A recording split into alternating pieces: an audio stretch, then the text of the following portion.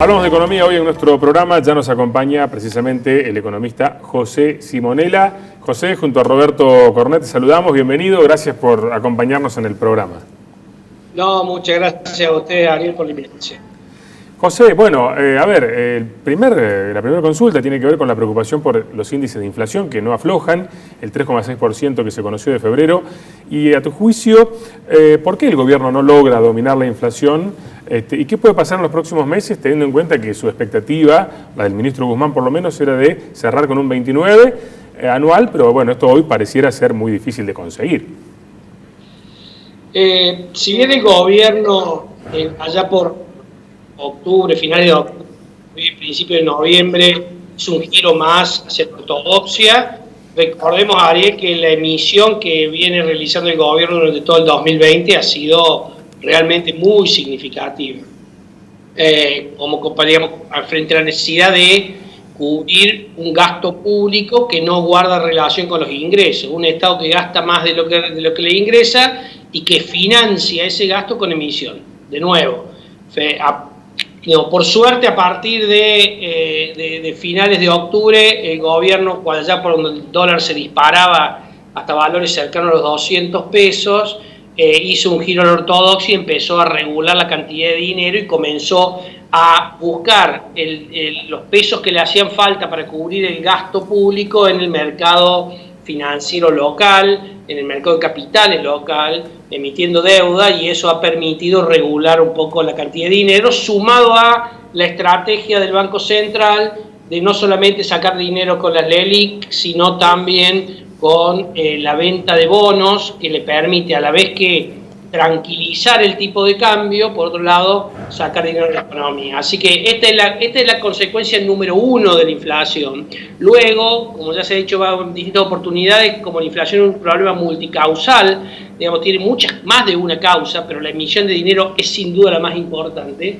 Luego, las expectativas juegan un papel importante, y ahí el tipo de cambio tiene un valor, digamos, grande en el hecho de alentar la inflación cuando aumenta o tranquilizarla a las expectativas cuando se produce lo que se está produciendo durante el 2021, que es una tranquilidad del tipo de cambio, con tipo de cambio por lo menos, digamos, financieros y en el mercado informal, en lo que se conoce como blue, bajando. Así que, desde ese punto de vista, esta es una de las razones por las cuales el gobierno hoy no puede contener la inflación.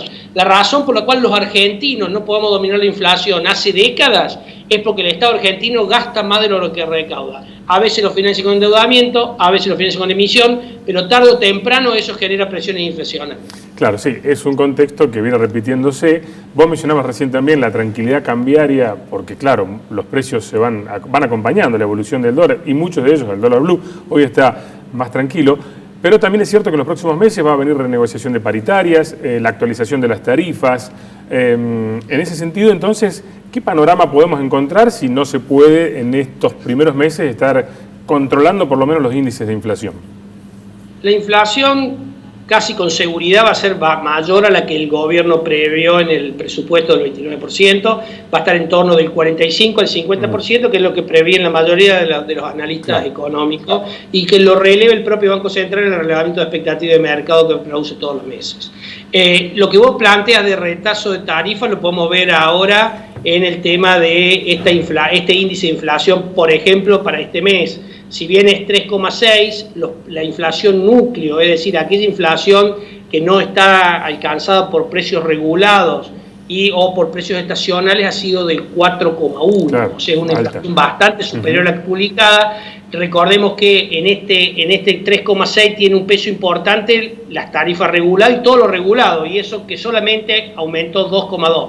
Digo solamente cuando la verdad que es una inflación altísima, pero claro, es casi la mitad de lo que dieron la inflación núcleo. Así que hay que esperar para un mes de marzo nuevamente un índice de inflación elevado, más aún si el gobierno termina de autorizar el aumento que están pidiendo en nafta y en gasoil para el mes de marzo. Claro. ¿Y usted cree, contador Simonella, que con esta perspectiva vamos a poder abrigar la esperanza de que la Argentina sea un polo de atracción de inversiones que tanto necesitamos para generar trabajo genuino? Yo le diría que no, doctor, pero no solamente por la inflación elevada, sino fundamentalmente algo que ustedes lo conocen mejor que yo, por la falta de seguridad jurídica.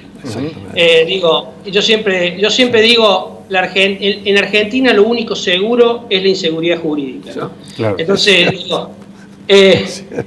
los gobiernos van cambiando y este vicio por modificar lo que otro gobierno dispuso dentro del marco de la ley y demás es permanente. Así que claramente un inversor internacional, ¿por qué vendría Argentina que tiene al menos tiene 4 grandes problemas desde el punto de vista de la inversión? El primero, o tal vez uno de los más importantes, es la inseguridad jurídica, donde se le cambian permanentemente las reglas y siempre o por lo general en contra de las empresas.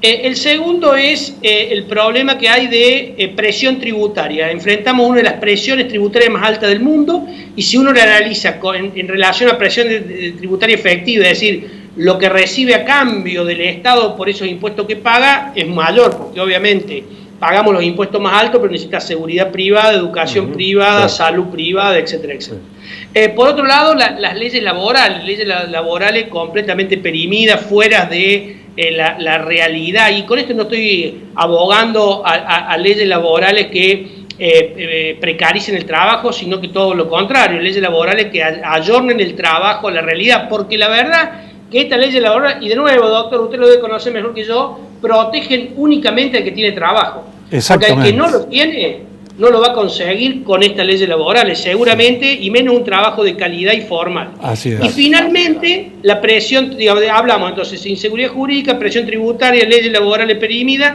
y sumemos la inflación que genera permanentemente inestabilidad y dificultad para fijar costos e inversión. Así que si a este combo digamos que son las 4 patas fundamentales por lo cual no viene la inversión. Después uno le podés seguir agregando cosas. Un mercado de capitales que no existe, prácticamente muy pequeño. El sector financiero que como consecuencia de la inflación no puede financiar a tasas competitivas. La verdad que sería bastante raro que una empresa viniera a Argentina a radicarse desde el exterior, salvo que consiga alguna prerrogativa con los gobiernos, tanto nación, provincia como municipio, para instalarse, porque de lo contrario hay condiciones mucho más favorables en los países de la región, no hablemos de países centrales, países de la región, claro. Menor inflación, menor presión tributaria, mejor financiamiento, mejores leyes laborales o leyes laborales más amigables con el trabajo, etcétera, etcétera. Ahora, José, esto clarísimo para el caso de estas empresas que tal vez pudieran pensar en radicarse en la Argentina, pero hablemos ahora de las empresas que tuvieron que soportar una situación muy difícil en el 2020, salvo excepciones, salvo algunos sectores, producto de la pandemia. Ahora estamos en un año en donde, se espera un repunte de la economía, por lo menos la Unión Industrial en estos días dio un índice que indica que más o menos el 60% de las empresas o un poquito más han trabajado bien en estos últimos meses o están incrementando su capacidad productiva. El campo sigue estando muy bien, muy activo, más allá de los problemas que surgen siempre con el gobierno. Pero ¿ves señales de reactivación, por lo menos para movilizar la economía en los próximos meses? Y yo te agrego algo. Esta mañana escuché por la radio que para compensar lo que el gobierno deja de percibir al haber levantado la base imponible del impuesto a las ganancias, estaría dispuesto a subir el impuesto a las ganancias en las empresas hasta el 35%.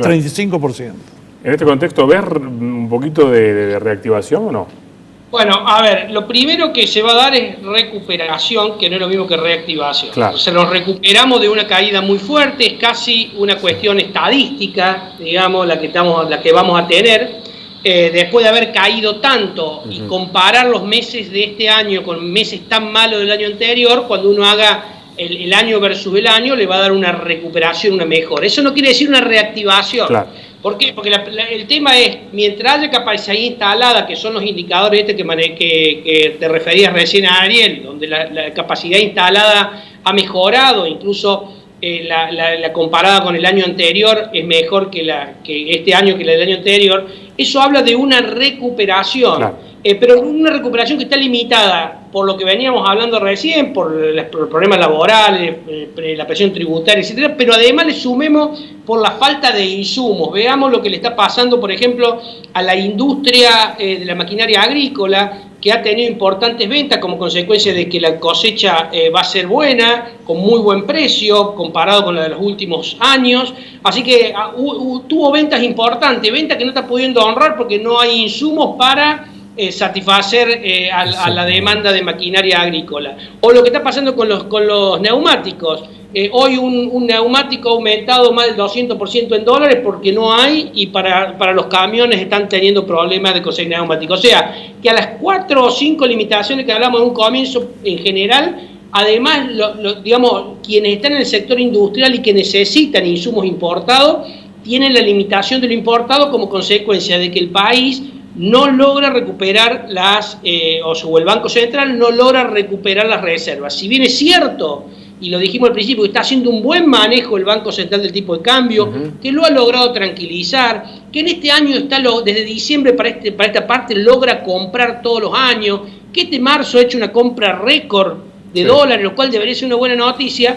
Por otro lado, vemos que las reservas líquidas no aumentan, y no aumentan porque en realidad esta es la estrategia del Banco Central, que lo podríamos charlar en otro momento, pero es por la cual el Banco Central vende títulos en pesos y luego los recompra con dólares. Entonces estos dólares que recibe hoy de las liquidaciones de las exportaciones como consecuencia del buen precio de las cosechas, digamos, que tiene la soja, no de la cosecha, pero la soja, el madero y los cereales, no lo puede capitalizar en un incremento de reserva. Eso hace que las importaciones estén, digamos, tan pisadas y que no haya insumo. Así que para tener una recuperación vigorosa, primero tendremos que tener una exportación muy importante, generar divisas, y por otro lado, tratar de que el gobierno no se entusiasme con digamos, pisar el tipo de cambio para tratar de llegar con una inflación tranquila y con un tipo de cambio tranquilo a las elecciones, que son las dos condiciones para lograr votos, digamos, pero que luego le va a ser difícil de revertir y que son para la exportación